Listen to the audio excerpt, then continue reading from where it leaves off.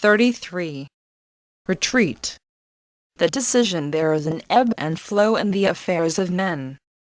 At some times progressive forces are favored, but now the regressive forces are in ascendancy. In these times, it is useless for the superior man to waste his resources in a struggle with the regressive, inferior forces, therefore he withdraws from the conflict and awaits a more favorable time. In no way is this a cowardly retreat, he gives no quarter, he surrenders nothing. Rather, he consolidates his position in preparation for a more advantageous advance later on. By withdrawing, he removes himself from the possibility of attack at a time when he has little chance of accomplishing anything constructive. By withdrawing now, the superior man is able to complete the work needed for further advance. Until that work is complete, he is potentially vulnerable. Incomplete preparation means the entire endeavor may be dismissed or disregarded, and such an initial rejection may make it difficult to be given a fair consideration later on. Let the inferior forces have their day, they cannot progress very far. In fact, their apparent advance only allows them to overextend themselves, and to reveal how truly inadequate they are.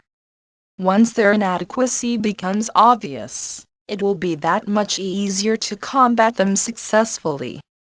When he withdraws, the superior man does not give any acknowledgement of success by the inferior, he just removes himself from the fray. Therefore it is important that his withdrawal be his own intentional act, while still in command of himself, and not a response to action from the opposing forces. He does not, in other words, withdraw because of being beaten back. This decision is a result of a careful assessment of the situation and of his own resources. The opposition, as a result, will hardly notice. Even in withdrawal, he gives resistance to random encounters from the opposition, but he does not aggressively seek those encounters. Not until preparation is complete does he launch a genuine assault.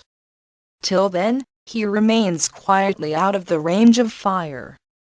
In this way, the inferior forces cannot use a conflict to deflect the scrutiny of themselves and their own inadequacies. The maxim: when he withdraws, the superior man does not acknowledge success by the inferior man, he just removes himself from the fray and places himself out of reach by the inferior forces. He does not actively combat the inferior forces, he just frustrates them, and allows them to stew in their own juices, and he does this simply by not allowing himself to become involved